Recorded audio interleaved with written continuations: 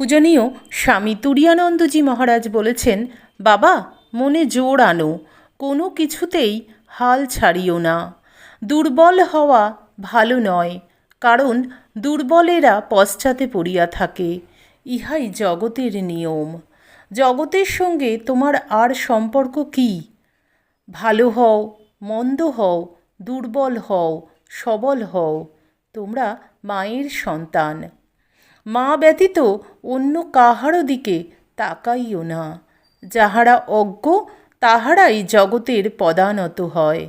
আমি নিশ্চিত যে তুমি কখনো তাহা করিবে না। অসাধারণ কথা। অর্থাৎ সর্বদা মনে রাখার কথা বলছেন। যেমন শ্রী শ্রী মা সারদা দেবী বলেছেন যে, ভয় কি বাবা, সর্বদা মনে জানবে তোমাদের একজন মা আছেন।